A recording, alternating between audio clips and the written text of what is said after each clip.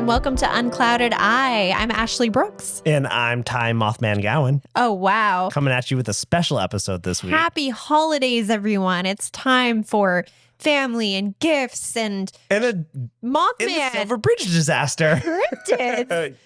Gifts in the water. People falling out of cars. That's horrible. Disaster everywhere. And I've got my commemorative Mothman earrings on. I love that they're like peeking out from underneath your headphones right there. But you can see he's got glowing red eyes. I love it. Yeah, I will link the Etsy creator who made these in the show notes. So definitely check that out. Thank God for Etsy. I know. I mean, I could just search Mothman earrings and there were multiple to choose from. We live in the best of times. We live in the worst of times. Yeah. I mean, creators can go wild with their love of cryptids. So and I'm glad they did for this episode. Yes. Specifically, because we're going to try something a little bit different today because Slight we wild wanted card. to. Mm-hmm. There's going to be like no surprise person, no surprise astrological chart. Not doing a person's astrological chart today at all. We're doing an event's astrological chart. And that event is the collapse of the Silver Bridge in Point Pleasant, West Virginia.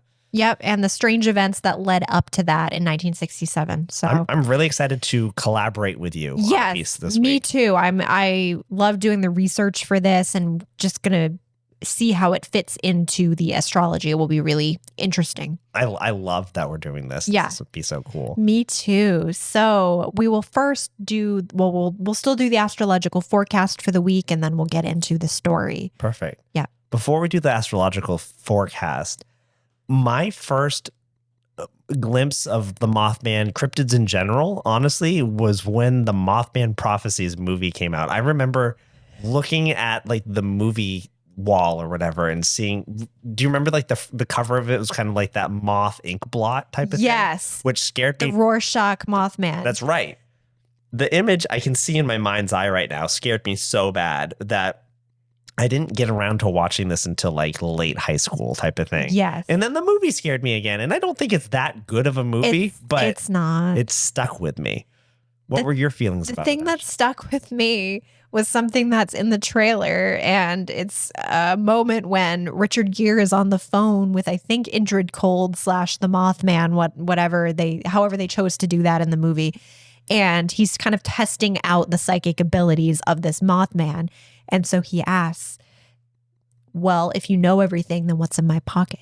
And you get a response that's, chapstick. Oh my God. Indrid. And then you see Richard Gere reach in his pocket and he pulls out the tube of chapstick and he's just like, music swells and it's just so dramatic. And how much did Chapstick pay for that ad? That's right. Big Chapstick was involved in the creation of the Mothman Prophecies. How did this get roped into the story? I don't know. Oh my God. So the thing is so funny is like there's no historical prevalence in the Mothman case besides the fact that Indrid Cold exists, right? Yes. For that scene. Yet some writer sat down and was like, I got it. Yeah, like, I mean, they really went off with that. But, I mean, it still brings me laughs 20 years later. So good. Oh my God. I can't hear people say the word chapstick without thinking about that. Chapstick. Chapstick. My God. I remember, and we talked about briefly before starting this episode, is the Half-Light song. Yes. Through the credits. We listened to it before this episode. Yeah, and stuck in my head a little bit because I remember sitting on my friend's couch in the dark when that movie ended and just hearing that that really low bassy song play. Oh, chapstick. Chapstick, hey. Yeah. It's not actually the lyric, but yeah, I remember sitting there in the dark being thoroughly disturbed by this movie. But also in the same point thinking like that was not well done. No, it's really not because they focused on they did sort of like a Titanic retelling of it where they focused on characters that weren't involved. Like they made new characters for it. It was in present day. You know, they just kind of took the loose story of Point Pleasant and just turned it into something different. Right. And like the lead was not convincing for me. Richard Gere as like a cryptid hunter to try to get to the truth. Yeah. I need you to give me Josh Gates or I'm not going to pay attention. Yeah. Like that's I mean, it's pretty fair. You had that one shot and you chose someone who just really deserves to be in a Christmas movie more than anything else. And I guess it's kind of, I mean, it is kind of a Christmas movie, right? God, It's like how Die Hard is a Christmas movie. I was saying that, and then I Yeah. thought to myself, that's dark. I really mean, dark just moment. yeah. And we're not trying to make light of it. A lot of people died that night, and it's awful and tragic. We're more laughing at the movie itself, specifically, not the event. No, We'll get into the event soon, and there horrible. won't be laughter no, because it's very somber. It's very awful. But before we do that, do you want to talk about this week's astrology? Yes, I absolutely do. So we are talking about the week of December 16th through the 22nd. So on Wednesday, December 18th, we have our first transit of the week. That's like a major transit. We have the sun squaring Neptune at 9:28 a.m. Eastern time. And the sun is at 27 degrees of Sagittarius. We are coming right up on the solstice. We're just a few days away. So we're in the final degrees of Sagittarius. And Neptune is still in Pisces, where it's been for pretty much forever, for at least a decade here. So sun square Neptune can create a lot of confusion around this day. We can feel maybe lost in illusion, lost in thoughts. It can be hard to differentiate between what's real and what's fiction. So could be a little delusional of a day. So maybe don't act on like whims this day. Like just kind of keep yourself in check. God, it's just a typical Monday, isn't it? This is Wednesday. Oh my God, I skipped. See? You're already there. I can't handle it. Yeah, it's so confusing. Just put on your chapstick and sit at home. Sit at home in the half light. Yeah. Thursday, December 19th, we have Venus trining Jupiter at 9:10 p.m. Eastern time. Love this transit. Beautiful one. Venus is currently at 14 degrees of Aquarius. Jupiter's at 14 degrees of Gemini. So we have a lovely air trine. Remember, trine is when two planets are in the same element and they are at the same degree in the same element. Happy air trine.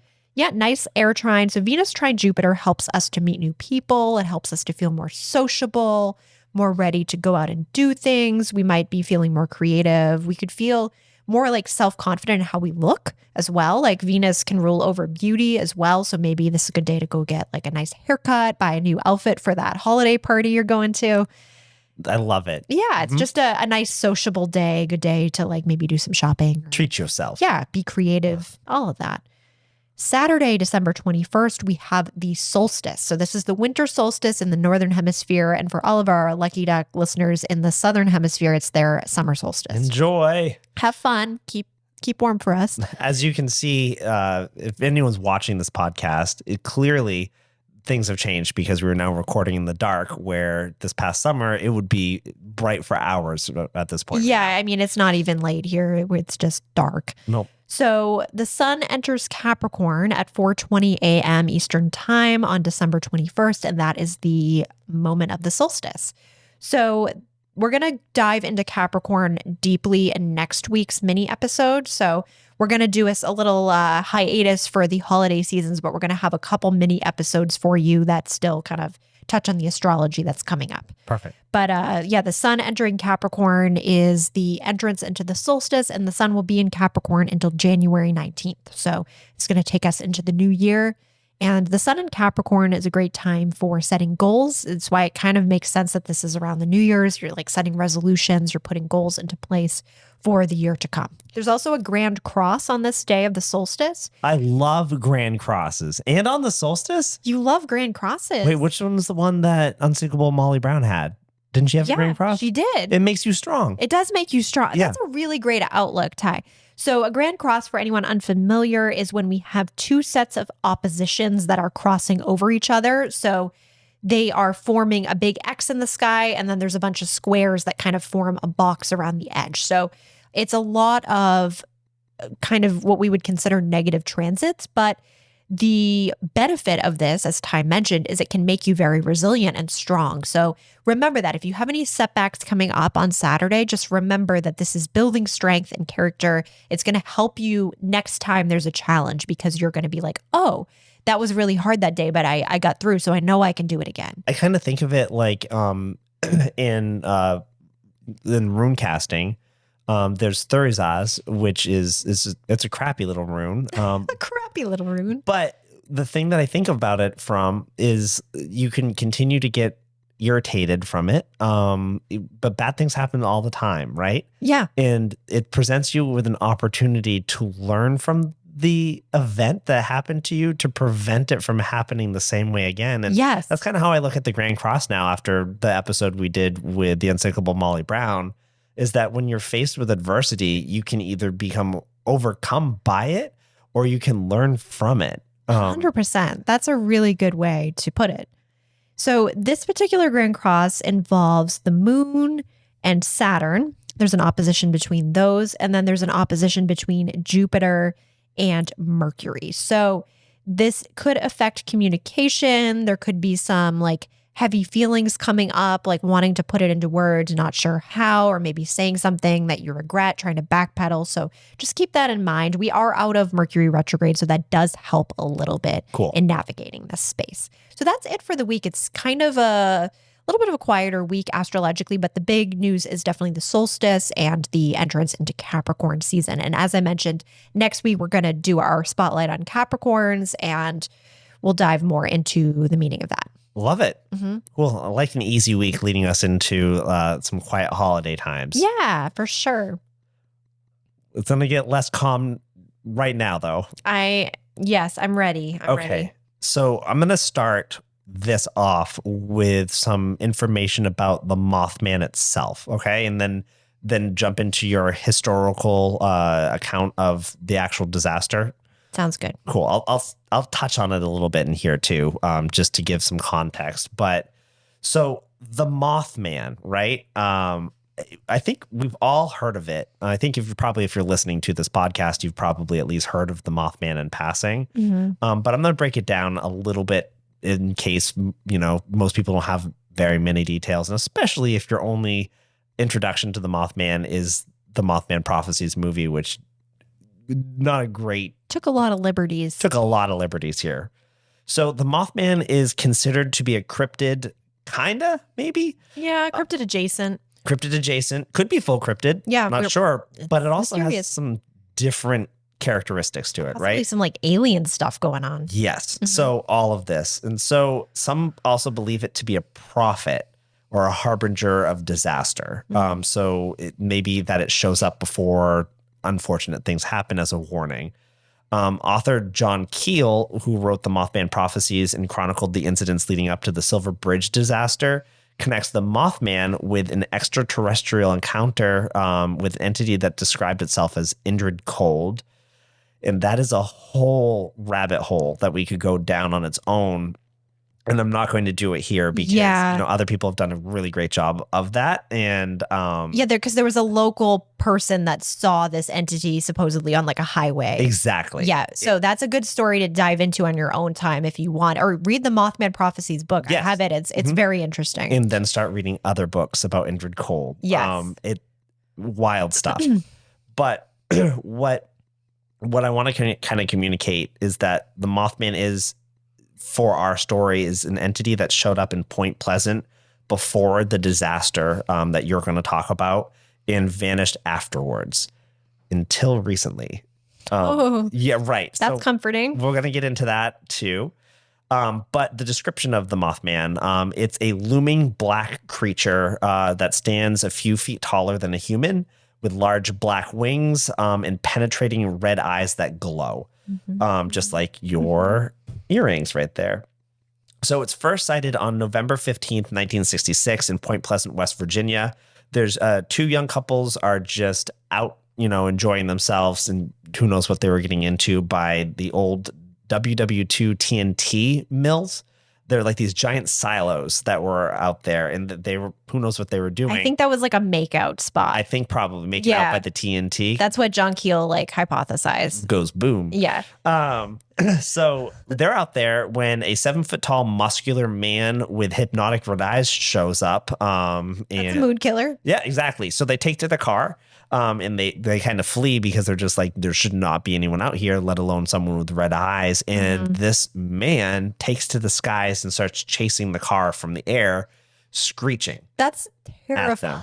I can't imagine how fast I would drive. Yeah. And no matter how fast they drove, he would keep up with them. He kept up with them. until they hit the boundary of Point Pleasant, and then it stops. Like they drove into They drove Point into Point Pleasant, and it did not. Like it let them go. Was that on the bridge? I don't think it was on the bridge, no, because I think the bridge crossed the river, and this was outside the town. The bridge led into Ohio from West Virginia. Right. So the newspapers begin to cover similar stories over the next couple of days, though, because sightings start to roll in from reputable sources. 2 firefighters spotted the creatures just a few days after the couple, saying that there's an enormous bird with strange red eyes around them, and they basically watched it for a while before it took off. There's another claim from a man named Noel Partridge. He let his dog Bandit out at night and spotted red eyes at the end of his property staring at his house, and Bandit spotted them too and just took off after this thing. Brave dog. So he went chasing after his dog, and unfortunately only found a set of paw prints in the mud at the edge of his property. And the paw prints were running in a tight circle, like it was chasing something. And there were no exit points for the paw prints, and the dog was gone. No. I know. That's awful. Sad. So the sightings continued from November 1966 to the bridge collapse, which you're going to talk about, which happened on December 15th, 1967. And the sightings stop. 13 months exactly. Exactly. Huh. So they stop after the bridge collapse. And what I meant earlier is until recently, because I did some more digging, because it was strange that a cryptid or any phenomena would be so popular that attributed to just one specific event. So I wanted to go a little bit broader for this episode. So from 2011 to 2020, there have been 55 claims of a winged humanoid with red eyes hanging around the Chicago area. So specifically around the airport. Okay. So these sightings paused for a while, but have been kind of ticking back up in the last couple months as well. So they kind of went up till COVID and then stopped. Now they're picking back up again. Oh. So some people believe that this creature shows up before catastrophic events, and I really hope that isn't the case for Chicago. But it certainly lines up with what happened in Point Pleasant. Right. Some other modern appearances from around the world. It was numerous what I found, but also kind of sketchy. It could have been anything. I wanted to share the best 3 sightings from recent quote unquote times. The last decade or so. Maybe like 40 years or so. Right. These are the top big ones where I was kind of like, oh, that's crazy. I'd never heard of it before. Okay, great. So we have 1986, the workers of the Chernobyl power plant, right? I'd never heard this before. There were reports like that you can find leading up to the disaster of Ukrainians seeing an impossibly large dark bird flying over the reactor that shortly days later went critical. Whoa. And so red eyes, large bird hovering in the sky over that one plant. So I just wonder, is it a warning or is it causing something? Right? Like, yeah, there's no way to know. There's no way to know. Yeah. A lot of the stuff that I read said like harbinger warning type of thing. Okay. It doesn't feel threatening. It's almost like it's but it might eat dogs. Might eat dogs. At least carry them away, or the Mothman has a pet now, you know? He's like, I'm going to take you with me, buddy. The stories of Mothman and Bandit. I like that much better, that they're out doing their adventures. Let's go with that. So we then have 1999, a Georgian newspaper interviews a Russian ufologist about Mothman sightings in Moscow. Days later, there's a horrific terrorist bombing that hits 4 separate apartment buildings in a 3-block radius and kills more than 300 people. Whoa. And then we have the one that kind of super stunned me, was 2011. Okay. Hikers are out on a walk in Fukushima, Japan. They report seeing a winged humanoid circling them on the trail that they're on, swooping once before they fled.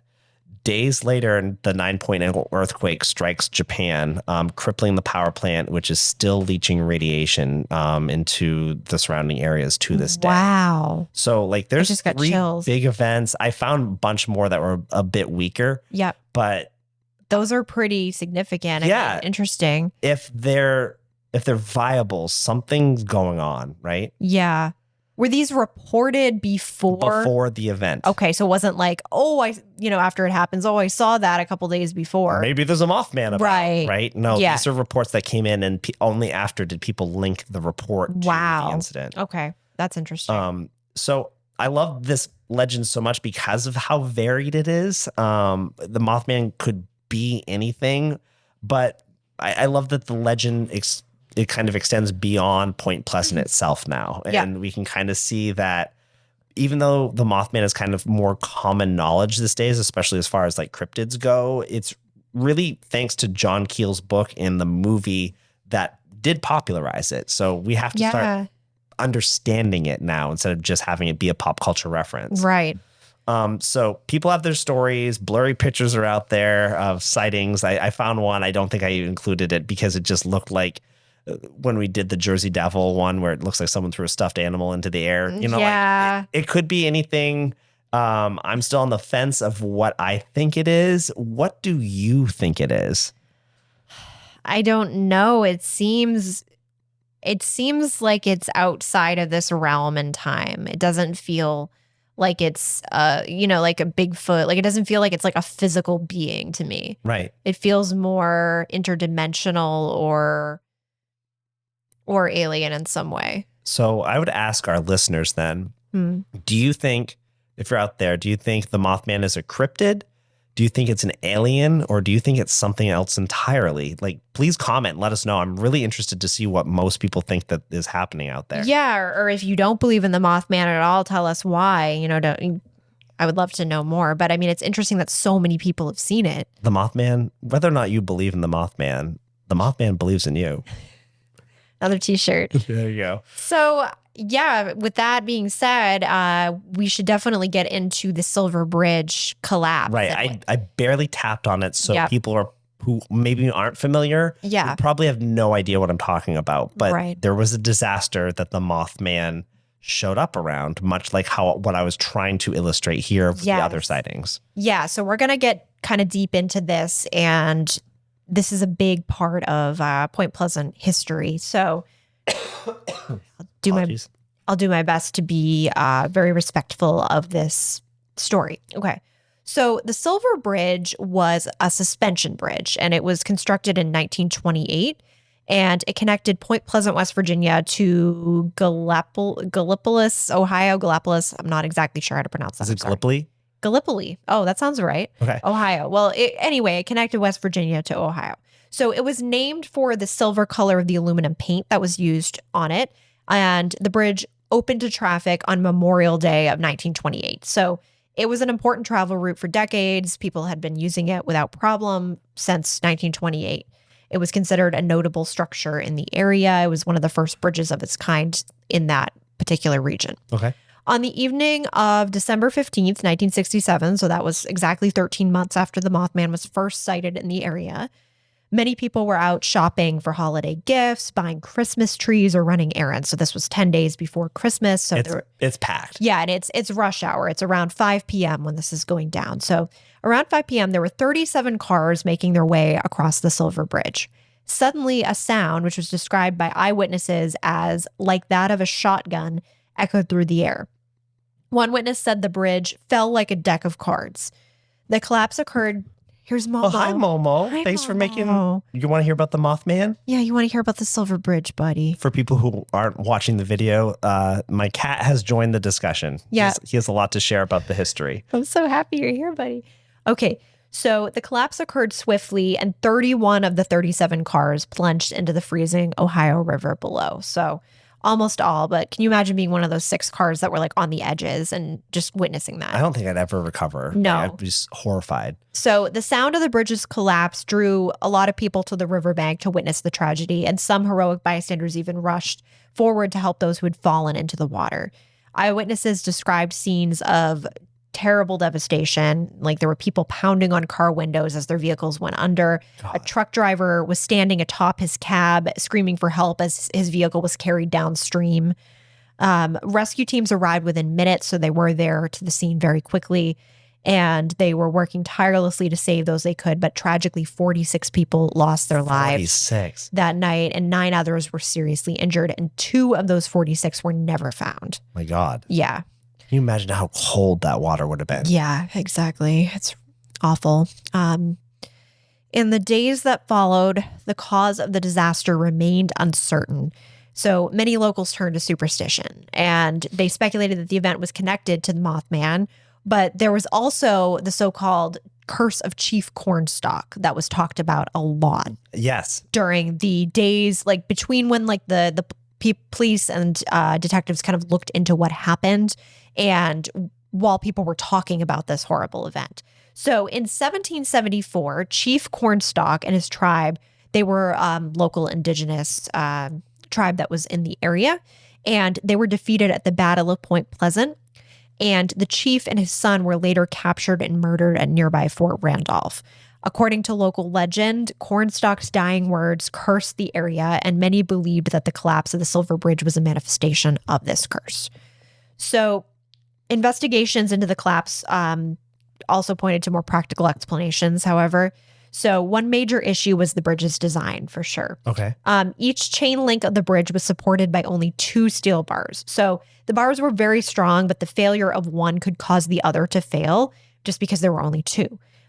If the bridge had been built with 3 bars per chain length, the likelihood of collapse would have been far less. Just to contrast, the Brooklyn Bridge in New York uses thousands of steel wires to support each single cable. Oh, okay. Ensuring that if one wire fails, the overall structure remains completely like 900 secure. left. Yeah, exactly. So this was kind of a risky maneuver. So there was actually a cleavage fracture in one of these bars. It was bar 330 on the bridge.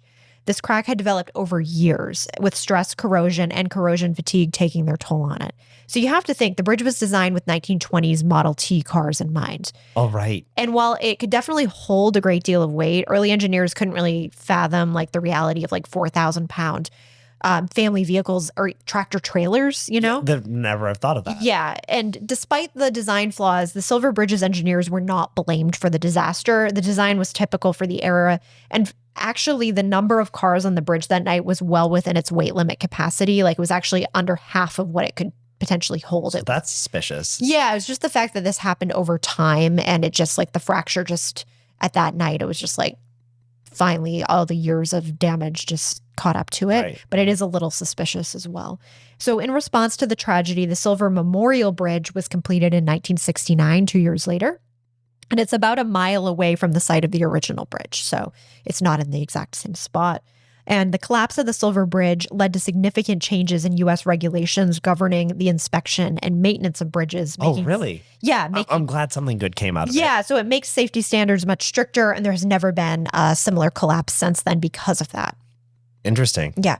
My gosh. I can't believe. I guess I was a little bit shocked at how many people passed away. 46. Yeah. And 9 people were injured, but would recover. God. I mean, and unfortunately, like I was reading I didn't have time to fully get into it, but I was reading some of the stories of some of the individual people that perished. And there was a man in the car with his wife and their like 1.5-year-old child, and he made it out, but his wife and kid did not. God. There was another guy who was one of the tractor trailer drivers, because there were a couple tractor trailers on the bridge that night, and he was driving with like a co-driver who was strapped into the sleeping quarters in the back.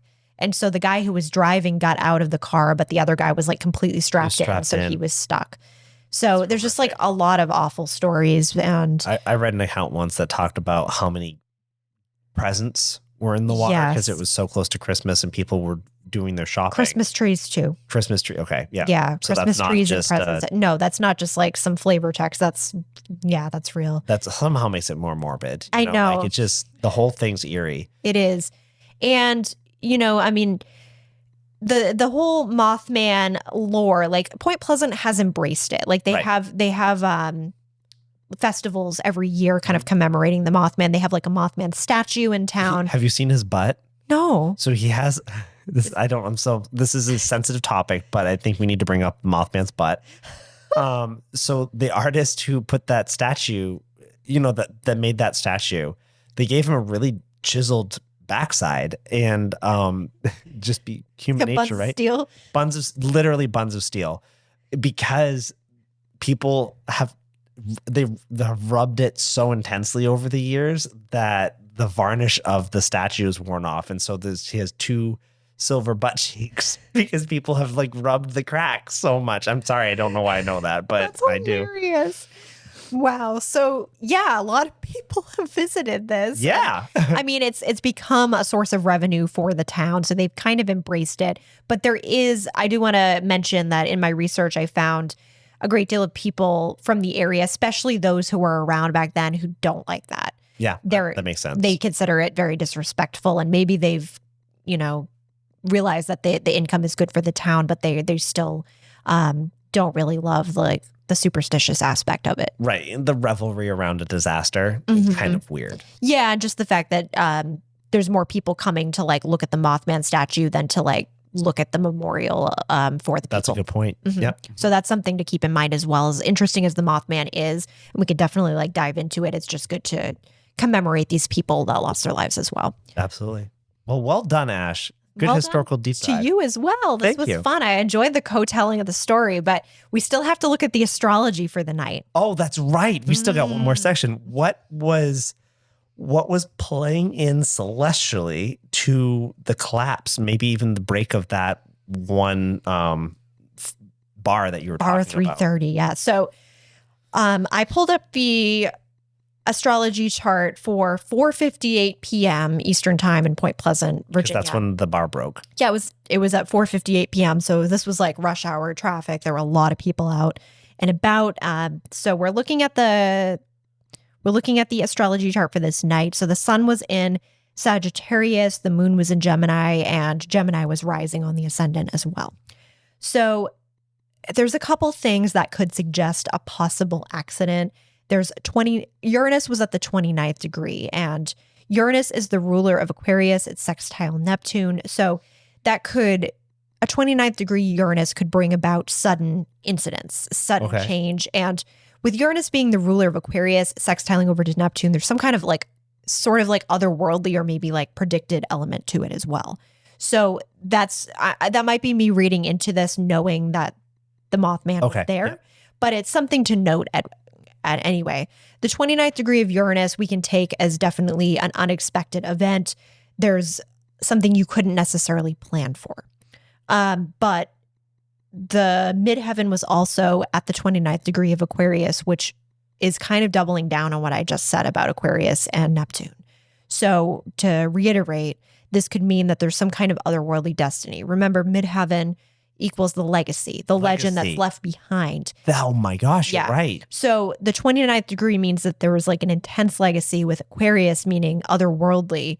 Aquarius can also govern space travel, aliens. Like we can look at it that way if we want to get real far out with it. Want to go deep down the Indrid cold. Yeah, like there could be some connection here.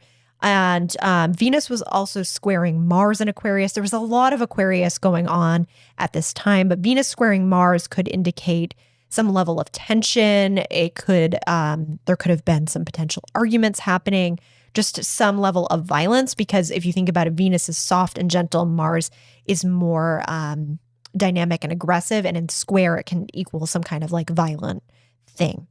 The moon is opposing Mercury, and this is where I'm going to get a little weird about it as well, because there's a couple things that indicate, okay, an accident could definitely have taken place on this night, an unexpected thing, but then we also have to kind of read it for the Mothman as well. Okay, let's go. So the moon is opposing Mercury, and the moon is at 11 degrees of Gemini. Mercury is in Sagittarius, and they are in opposition. To me, this indicates that there was a mixed message.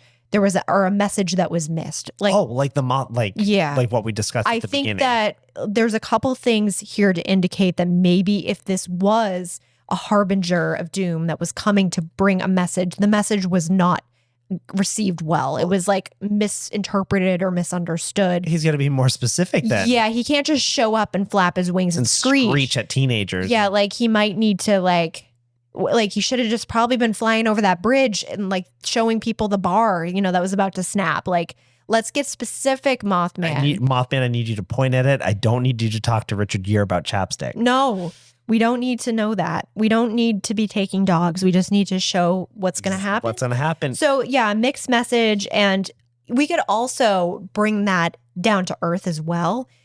Because one of the things that was actually brought into law after the Silver Bridge collapse was more frequent bridge inspections. So this could have been a mixed message, or a missed message that people weren't checking on the bridge. They weren't checking on something. So that was missed. Something that could have been noticed by somebody inspecting the bridge. Especially what you said, that it was a crack that formed over time. They would have seen it had there been regular inspections, which now bridges in America are required to have.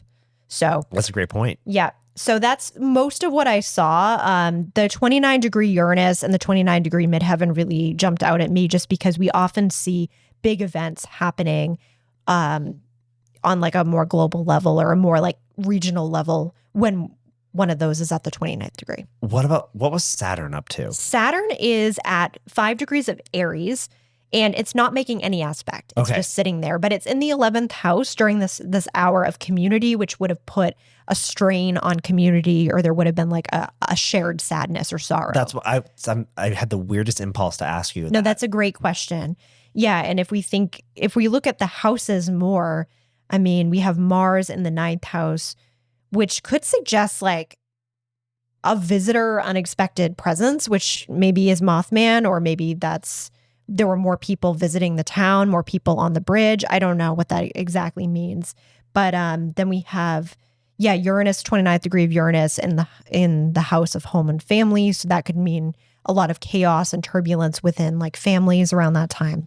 So I mean, like, I think it's pretty easy to say that with your astrological description that it was primed for, I don't want to say disaster, but I was primed for ill tidings almost. Yeah, there definitely felt like there was some kind of, 29th degree midheaven almost makes it feel like there was some kind of fated energy to it, but I hesitate to say that because I'm not sure I 100% believe in that. But I'm throwing it out there anyway, that there might have been some big event that was supposed to happen. Maybe the way that it was supposed to happen was different, like it doesn't mean like, oh, the bridge was supposed to collapse, but there was maybe something big that was supposed to happen like in that area. Right. And you wonder about fate overall, right? Yeah. And you don't ever want to talk about, bad things being fated. I don't know that I believe in that personally, but I do think that the energy was ripe for something that would have impacted the legacy of the area. Yeah, I think that's a better way to word it than to say this was fated. I don't think that that's true, because if somebody had just inspected this damn bridge, it would have been fine. Right. But they didn't. And so this did impact the legacy of the area. So we see that this moment in history, 29th degree of Aquarius. So that's what this area is remembered for. So it's remembered for the disaster, and it's remembered for the otherworldly legacy that surrounds it. That was fantastic, Ash. Good job. Thank you. Man, how are you feeling? I'm feeling good. So I wanted to just let everybody know that the next 2 episodes, we're going to be taking a little holiday break. Yes. We're going to have a couple mini episodes for you, and it's just going to be astrology. Yeah, get your holiday forecasts out so you can figure out how best to communicate with your family and loved ones during possible stressful times. Yeah, potentially. And then the week after will be our New Year's mini episode, where we're going to look a little into the astrology for 2025. And then we'll be back with regular episodes for you starting in January. Man, I love that. Yep. And we got to do more of these types of episodes. I agree. I had so much fun. I love this. And I kind of like being able to look at the chart and like look at an event and kind of put it all together rather than having the mystery. That's fun too, but this is like really exciting to me. This felt more in celestial investigations. Yeah. Ooh, incorporated. There's our first button. Yeah. There you go. All right, everyone. Have a wonderful solstice. Happy Capricorn season. We look forward to seeing you next week for our mini episode. Enjoy your Grand Cross. Have a good one. Unclouded Eye stars Ashley Brooks and Ty Gowan. Our producer and director is Nick Nordfors. Music by Ashley Jane Cecilia and Jay Caron. Our community manager is Erin Cross. Art by Dawn Aquarius. Unclouded Eye is presented by Haunt Me. Follow Unclouded Eye at Unclouded Eye on Instagram and TikTok. or unclouded_I on Patreon. Special shout out to Margie Crail and Christopher and Lauren Lipscomb. Thank you for your support.